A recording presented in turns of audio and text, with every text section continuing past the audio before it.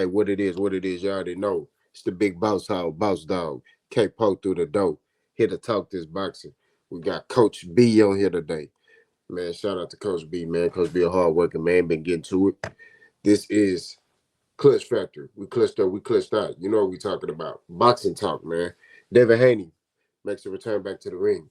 Boots, did he duck Vergil Ortiz? And a list of other things. Stay tuned. Y'all already know the routine. The broadcast has been interrupted, but we finna get back to the real. Huh. All right, what it is, man. I told y'all what we discussing. But before we get in our soliloquy, Coach B is back. Man, Coach B, let the people know what you've been up to, what you've been doing, and how you feeling about the current landscape of boxing real quick. Just a little quick synopsis, man. What it is, baby. You know what time it is. You know what I'm saying? It's me and Kpo been rocking and rolling, trying to get this thing going, trying to get it off the ground. And of course, he's one deep in this situation right now. But there's a lot of details behind the scenes. I do my thing. I'm trying to get everything set up for success, and get life rolling how it's supposed to be rolling. But other than that, I've been doing what Brody do, getting to it. But as far as the landscape of boxing right now, I feel like it's taking shape. It's starting to form. It's starting to move, the way it should. You know what I'm saying? You got a lot of seasoned fighters getting ready to head out the door. They're trying to make their last hurrahs, hoorays, whatever, before they, ride off into the sunset with whatever career they left in the past for us to, ponder and think about and speculate and question and, debate about. But I think the sport of boxing is slowly shaping and changing, taking a different form as it should. But with that being said, we got some boxing talk for y'all. Let's go ahead and get it out, Capo. All right, let's get to the meat and potatoes of the situation. Devin Haney, he's seen, I saw the video, Coach B sitting on TikTok, and I also saw it on Fight Hype. Devin Haney is training with one of Floyd Mayweather's coaches, Nate Jones. Those you know who Nate Jones is. He's the one who's normally holding the bodysuit when Floyd is normally practicing his body shots, working on angles on as far as delivering those body shots. Pause. But Devin seemed to be, you know, keeping that hand up. You know what I'm saying? So Coach B, from a coach's perspective, what did you see in that pairing, that tandem? What did you see that could be beneficial for Devin Haney in the future? Just the simple key components of boxing 101, fundamental 101 when you first walk into the gym. I know a lot of people like to compare and contrast the amateur ranks to the pro ranks, which there is, I wouldn't say a few subtle differences. There is difference between the two, but at the same time, in this pain right here, you see Coach Nate Jones going straight to basic 101, teaching Devin Haney short, sweet, crisp punches, and bring your hand back to your chin. Just return your hand back to your chin. And that's it right there in a nutshell. There's nothing else further to display or explain. Devin Haney, the last time we seen him, had trouble keeping his hands in the proper position. Oh yeah, by the way, pause no freaky is in full effect throughout the video. But anyway, Devin Haney had trouble keeping his hand in a proper position to defend himself from that dangerous left hook that guy was spamming on him and kept putting him on the canvas. But anyways, like I say, with the pairing in the video from what we see, sourcing out there, he basically teaches, like throw your punch and put your mitts back where they're supposed to be. Protect yourself. Protect yourself, brother. Don't be leaving a large gaping opening for somebody to land some crazy power shot. Again, pause. No freakies in full effect, like I said. But anyways, that's all I got on that video that I seen.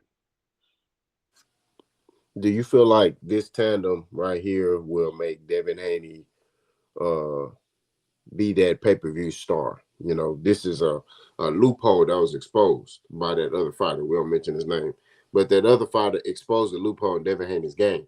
So do you feel like him fixing this little hole will catapult him to elite status, to Javante Tank Davis status as far as star power and things like that? I mean, even if we wasn't gonna compare him to a Tank Davis star status, I mean, I believe this will help him in general, not just become a pay-per-view superstar, but to become a better boxer. You know what I'm saying? We know him as your household fundamentalist. You know what I'm saying? He's not going to wow you with anything and make you just look at the screen and be like, wow, he's blazing fast. Wow, he's powerful. Wow, he's slick. Wow, he's none of that. But every little subtle trait that you could pick up fundamentally, we all know if you really indulge in the sport of boxing as a coach, fighter, trainer, whatever you want to call yourself, the fundamentals is what's key. All the greats mastered the fundamentals before they turned themselves into whatever superstar or whatever type of fighter they wanted to be. You can talk about Canelo, great fundamentalist. Mayweather, great fundamentalist. And the list goes on. Tank Davis, great fundamentalist. You know what I'm saying? But you have to master everything to become a great. And that has nothing to do with being slick, fast, or none of that stuff. It's just mastering the fundamentals and knowing how to keep them intact no matter what point of the match you make it to, whether it's the short term of the match, rounds 1 through 4, or all the way through the end, rounds 1 through 12. Being able to keep your fundamentals intact as long as you're standing upright in that ring is one of the things that makes a great great. And you can just see a coach right here trying to get a guy who should be destined for greatness back to looking like greatness versus just, oh, I'm gonna throw this bow and arrow jab and I'm gonna get clipped and that's the blueprint. There should be a lot more to Devin Haney than that. But again, I don't think it raises him to the elite superstar status, but it gets him back, into the people's eyes. Like, okay, he still can be that guy. You know what I'm saying? But I don't think this parent takes him to the next level though. I 1,000% agree with you. You know, man, I like the parent. We'll see if it's beneficial for Devin. All right, let's go off into the next topic. So, Jaron Enis, a couple of weeks back, fought Karen Chukwueze. After that fight, he said that, hey, I might be time for me to move on to 154. So, a contract was sent to Vergil Ortiz at 154, in which Boots and his team put in a contract that Vergil Ortiz has to fight at 147. Now, just a quick backstory. Vergil Ortiz, the times he tried to make 147, he almost died, right? So, come to find out, Boots changed his mind at the last minute about that fight. That's the truth of the matter. So, based off that information I just provided, do you feel like Jaron Enis dug Vergil Ortiz? I mean, a lot of people say call a spade, but we also gonna call a duck. And it is what it is at this point. You can put either label on it at this point because why would you have put out a contract to a guy that like physically can't operate down at 147, and you know that. But then yada yada yada. Just before you talking about, there might not be nothing left for you at 47. You might just move up to 54, where Vergil Ortiz is at already, but yet you want him to come down. I normally don't associate Boots with ducking, but I'm going to put a duck label on this one because it just doesn't make sense. He physically just can't perform. He can't get down. It's like not in his DNA for him to be 140 or 147 pounder. And you offer him this contract knowing it wasn't going to get made simply because the difference in weight division, knowing you said that there was nothing left for you at 4'7", so you need to go up to 5'4", but yet you get a guy like Vergil Ortiz to go and prove yourself against. Like, I mean, either way it goes for either one of y'all, win or lose, it's not a terrible loss for neither one of y'all. I don't understand. Is this more of a thing of keeping my zero, keeping the people to believe in who I am? Even after this, it's a duck. You losing fans as it is. You still in the midst of trying to build your fan base, but now it's like, what is this about, bro? You trying to bring Ortiz down to 47. You saying you need to go up to 54. You get a chance to fight somebody like a Vergil Ortiz, and I think you got the skill set to beat him. But yet you do this, it's a duck, bro. Why not go up to 54? Start with Vergil Ortiz and start your reign of terror in 54 with Vergil Ortiz and move on forward from there. There go your fan base. There go that hype train. There go that money you was reaching for. There go the bag right there at 54. Start off with Vergil Ortiz. Now I'm saying, would it be easy? Hell no. But at the same time, that's a credible, notable win you can put on your resume off the bat at 54, and you choose to do this. You want to bring them down to 47. I'm gonna call it ducks off. Now, coach, he said his reasoning for changing his mind at the last minute is because he said everybody was calling him an email champion. So he's never officially won a belt. So he wants to unify and become undisputed at 147 so he can get that feeling of actually winning a belt. What is your opinion about that statement? I mean, I'm gonna go with what he said first. He said there was nothing left at 47, so I'm going to move up at 54. That's no excuse. You wasn't worried about people calling you a paper champion, email champion before the fact, but now all of a sudden you worried about proving what people.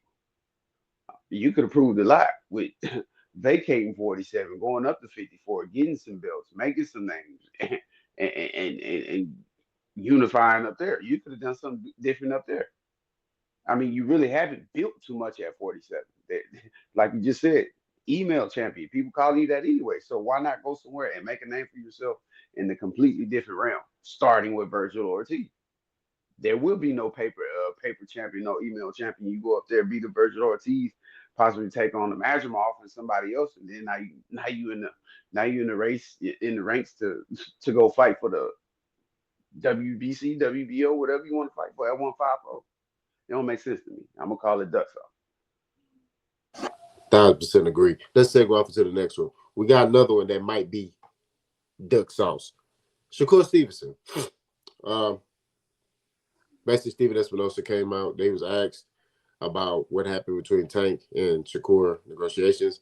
He came out and said, look, Shakur was seeking more of a commitment. He wanted a kind of a multi-fight deal. We were offering him one just to fight basically Tank. And Shakur basically went another direction. Of course, he signed with Eddie Hearn for a multi-fight deal, right? So, based off that information, I mean, everybody already know on my channel how I felt about that, even the previous topic we just talked about. In Coach's B opinion, is this a duck? Uh, I'm gonna say this first. Shakur has always had issues with promote from a promotional standpoint. He's always had trouble marketing, and I'm not gonna sit here and say this was just another repeat, segment of Shakur's, career. But at the same time, if you get one opportunity to do, or what's the song Eminem said? You get one shot, one opportunity, and all that other good stuff. It don't matter if they offered you a one fight deal or just this 12 round fight deal, bro. As soon as you're done with these 12 rounds with Tank Davis, we dropping you. You got to take that, brother. You got to take that. Like I say, these fighters nowadays are so concerned with who they lose to, when they lose to them, how they lose to them, why they lost to them. It just damages their credibility in general. Take the one fight deal and fight Tank. It doesn't matter at this point. You got your hand surgery, so what's the excuse now? You know what I'm saying? You got a one fight deal. You don't have to be tied down or bogged down with any promoters after this fight. You can move how you want to because you're gonna get some money. You're gonna get some credibility. You're gonna get some notoriety. You gonna move. You gonna climb the charts different now because you're getting in the ring with Tank. You don't have too much time left to be teetering and tottering with who you need to be fighting. It's not even about who you want to fight no more. Tank, Shakur, Haney, Teofimo, Bud, Canelo, all those guys are in the realm of who they need to be fighting, not who they want to fight no more.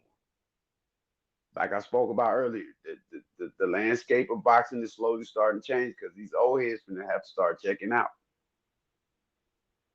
Those names that I just mentioned, it ain't about who you want to fight no more. It's about who you need to be fighting to solidify your legacy. Okay, Tank, you worried about money. Okay, you still got to fight these certain guys to get your bread.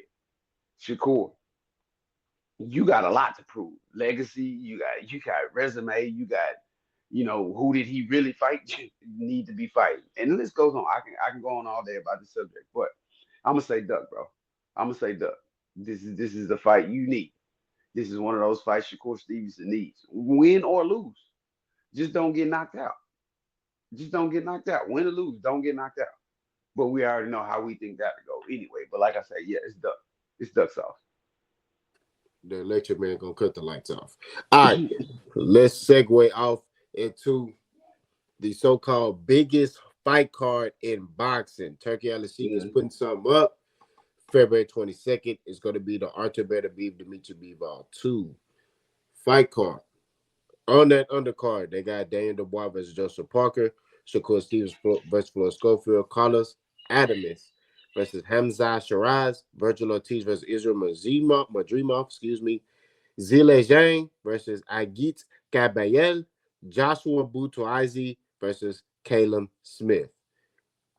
So my question to you, Coach, first question, is this the best fight card you've witnessed since you got in the sport of boxing?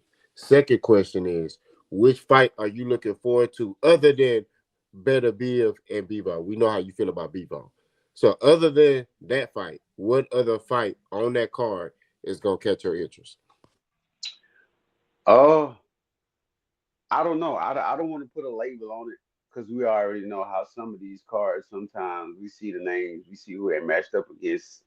It starts unraveling, the matches start to go on, and some of these matches are completely opposite of what we thought it would be. It kind of like takes a lot from the situation in the move. So I don't want to put a real label on it. Yeah, it is. It is. I will say this though, it's a solid fight card for sure. It's a solid fight card. I don't want to put the label of the best on it yet because I want to see how these fights unfold. And after the fights unfold, then I can let you know, like, all right, yeah, for sure, this was one of the best cards put together in forever, in a long time. But at the same time, now enough of that question. Let's go ahead and segue to the next question. Next question, outside of Better BF and Bivol 2, fight that I would be interested in,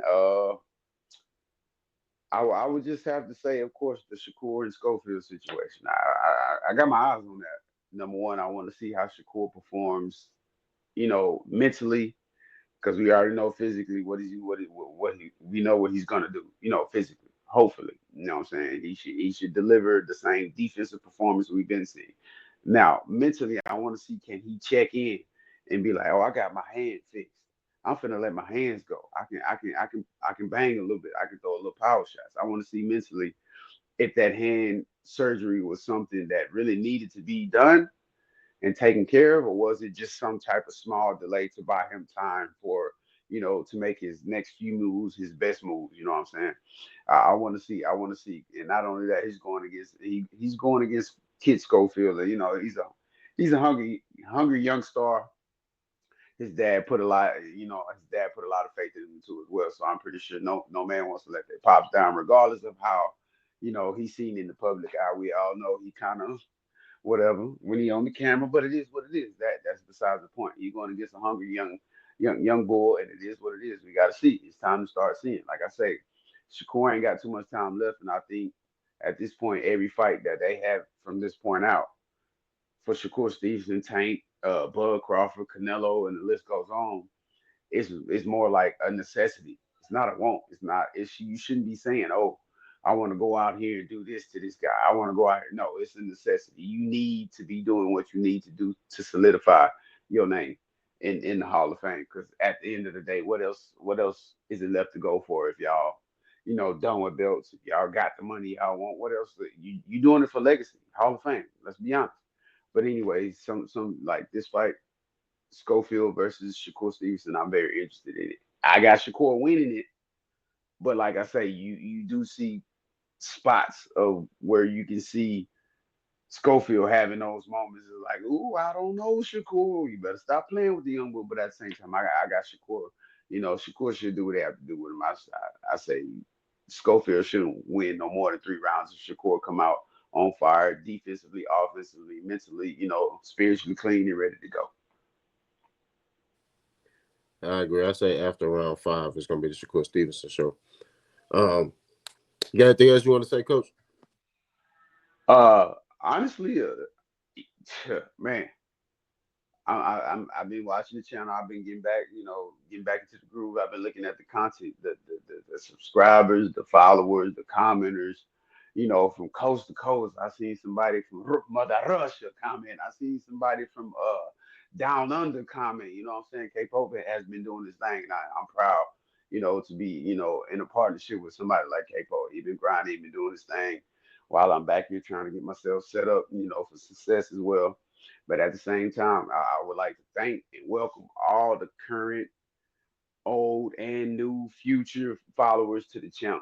Continue to subscribe, share, like, comment, hate, whatever you want to do with it. It's the Clutch Factory. You know what it is. We clutched up, we clutched out. You know exactly what we be talking about. But again, big shout out to everybody on each corner of the earth. Shout out to Kpo for doing what he do. And Brody on the hustle is back. Damn it. That's what it is. That's what it is. We done talked about Devin Haney. We talked about Shakur, Tank. We talked about a lot of fighters. I told y'all this is Genesis. This is the beginning. Y'all continue to support us. The channel is growing. We continue to put in that work. That's what we do. You know what I mean? We ain't running for no smoke. We ain't turning down nothing.